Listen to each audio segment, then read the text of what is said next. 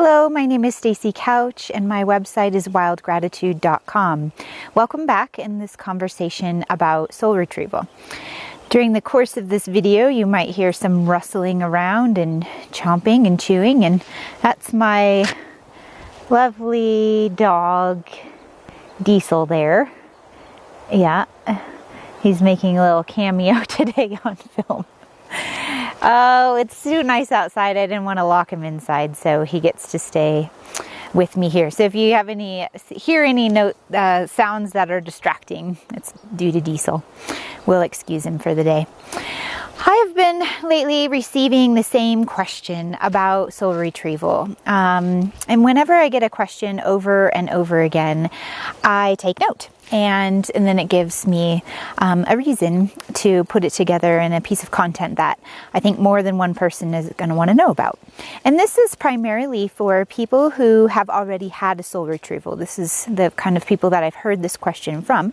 But there may be some of you that haven't had a soul retrieval yet, and that this is a lingering doubt in your mind, maybe even one you hadn't fully realized or put into words yet.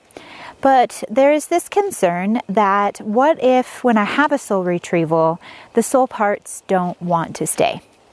And it's interesting, I'm not sure where that worry comes from, but I have some advice and some input on that will help ease your concerns and also appeal to your logic around this. And then we'll go a few steps further from there. But I would like to talk, actually, I think this comes somewhat from old myths, from old superstitions and stories.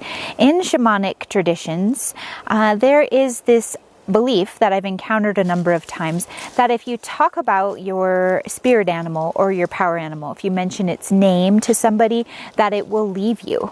I've heard that belief before.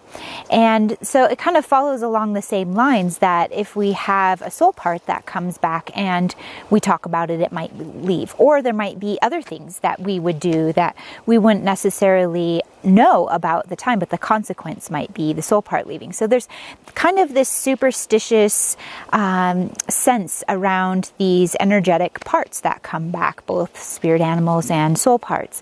And so I can understand there where the root of that worry might be in our lineage or heritage. And even though we may not have ever heard that before, it's somewhere in our history. So that said, I think it's just that whole idea that if you speak the name of your spirit animal, or if you tell someone about your soul part or something, that there's something that you might do to trip up and then lose the soul part. I think it's a very fabled way of looking at the world, and kind of treating us a little bit like children, where we need these cautionary tales to keep us. Now Diesel's digging a den. To just lay down and be comfortable. So there's these cautionary tales to keep us from doing certain things. There's a good reason why this superstition is out there, because it's not a good idea to be boastful about our power, be it a soul part or be it a spirit animal. And so that really makes a lot of sense. It's not good to go to the grocery store and tell the first person you meet in the aisle about your experience. It's actually very sacred, and it dilutes and waters down the power of it in our own interior. So there is a lesson there and some teaching there, but it's not a hard and fast rule. It's more so a superstition that I would let pass away. I also, when I do soul retrievals, before the soul part comes back, that we have this whole discussion. And initially, my initial intention is asking for any soul parts that would like to come back and help at this time. So already the stage is set for a soul part that wants to be with you, right? So already from the get-go, we're looking for soul parts that want to be with you. And then at the end, I ask, are they ready to come back and help at this time? And they answer yes before they come back for the people that I'm doing the soul retrievals for. So that question actually gets asked twice during the soul retrieval journey of each particular soul part. And we get an affirmative. We get an affirmative because first they show up when I ask for any that would like to come forward and help at this time. And then they say yes when I ask if they're ready to come back and be of service. So there's 2 affirmations right there, and we should definitely hold on to that. The other piece of it is that a lot of the soul parts that come back for people, the groundwork has already been laid very, very tangibly. And what I mean is that the clients that I'm working on behalf of, they've already been doing their own inner reflection, their own process to heal. And so they are already coming into contact in a distant but real way with these soul parts. They're starting to call them home already. They're starting to make changes in their life that basically till the ground and make the field ready for these seeds, these new soul parts to be sown. I liken it to the difference between bringing a seed and trying to plant it in a weedy field and bringing a seed and planting it in a well-tilled soil. And that is part of the difference why we have the conversation at the start of a soul retrieval or shamanic healing session. We have a conversation about what's going on, what's up for the client at this time. And so we're already looking at where the ground has been prepared, where they are ready for this soul part to come back. Because it really isn't going to be of benefit to bring back a soul part that doesn't want to come back, A, and B, that the person's not ready for. So we have to trust in the process. We've done a lot of groundwork leading up to a shamanic healing session. We have a lot of conversation. We set a really clear intention, and then we check in one more time. I check in one more time and say, would you like to come back and help at this time to the soul part? So there's a lot of steps that I think people skip over or don't realize are happening because the processes can be kind of overwhelming at the start. There's a lot going on. It's a new experience for a lot of people, and the journeys, the soul retrieval journeys or the shamanic healing journeys go sometimes 40 minutes long. That's a lot to take in. And so there's these little details that I just want to point out to you so you realize that there is a lot being done to ensure that these soul parts would like to come back and help at this time, and that the ground is already laid and everything's prepared and ready for them to be received and kept.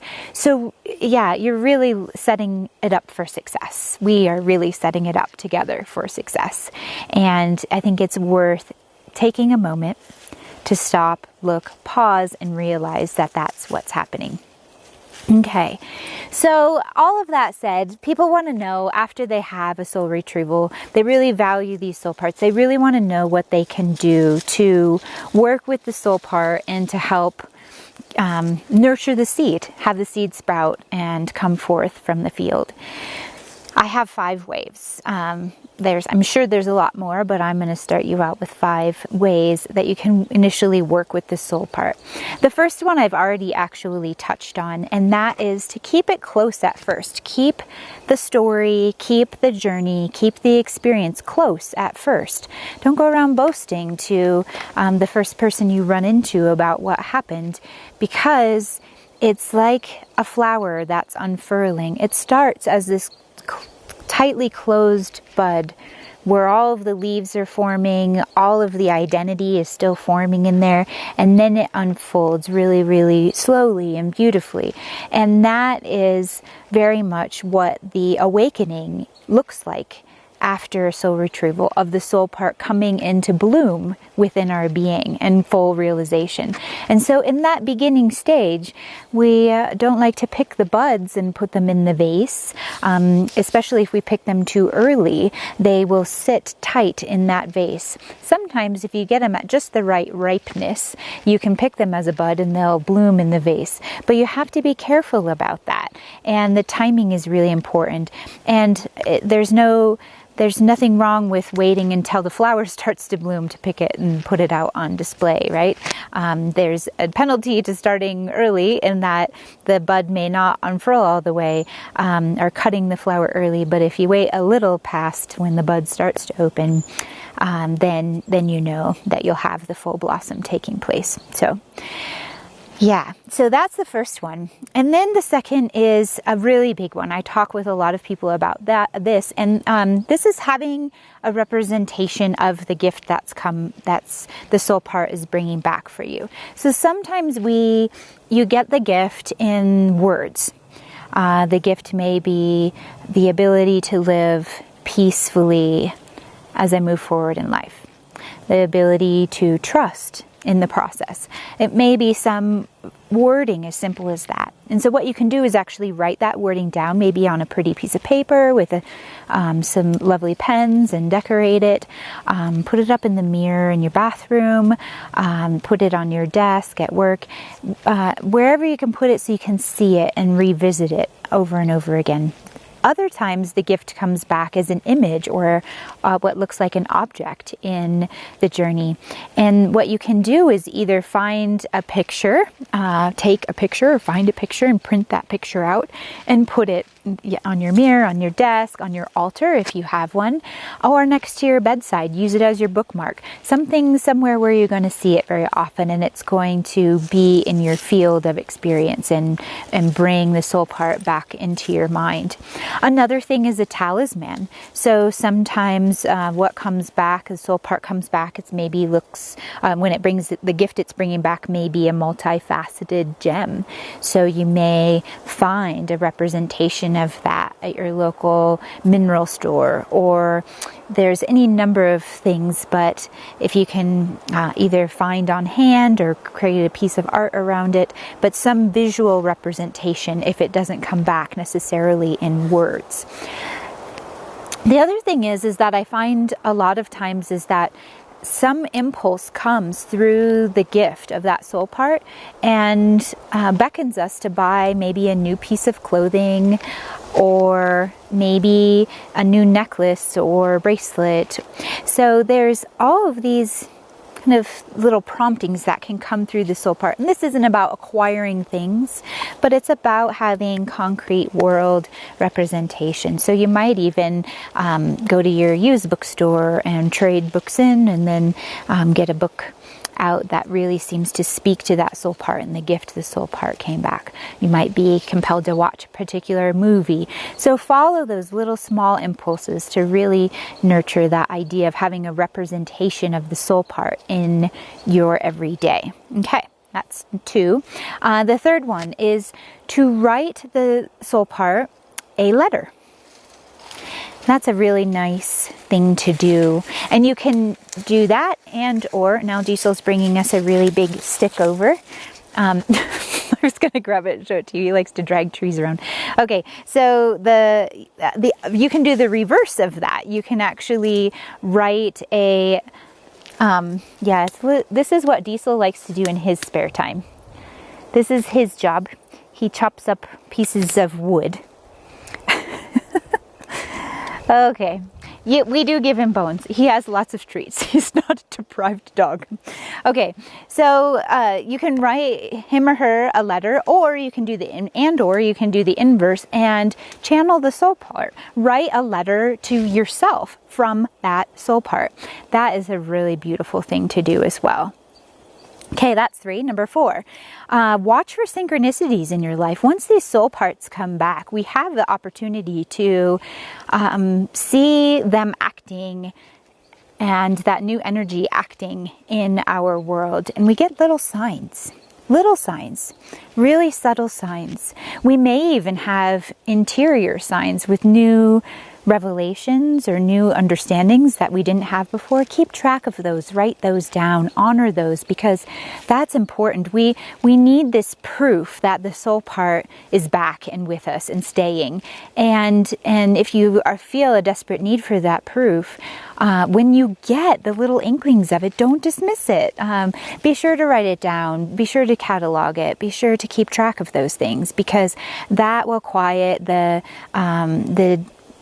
doubtful mind, and you can go back to that and say, okay, yes, I have been experiencing the soul part being here. Okay, number 5 is allow for him or her, the soul part, allow for that soul part to inform a choice that you are making. So it does not have to be a choice to start a new job or move to a new house or pick up a whole new hobby. It doesn't have to be something that big. It can be, but it doesn't have to be. It can be a small choice. Maybe the soul part's just informing the way you act in one interaction with a loved one. Maybe you change the way you do. Maybe you've had the same conversation with a loved one over and over and over again, and now with the soul part here, you have the ability to do that conversation differently, maybe just once. But that's one choice. And also the other piece of this allowing the soul part to inform a decision you're making is to do something you've never done before. Have it be a choice. Have it be acting in a way that you've never acted before. So hopefully all of that helps. Of course, now Diesel's laying quietly and just watching. But of course, he had to make a big fuss over himself for a while. So thank you for joining me today. As always, I have lots of more information on my website, wildgratitude.com. If you liked the video, please give it a thumbs up. I also would love to see your comments. I promise to respond. And yeah, I have information about the soul retrieval services I do on my website, and you're welcome to contact me anytime with questions or to set up a session. Have a great day.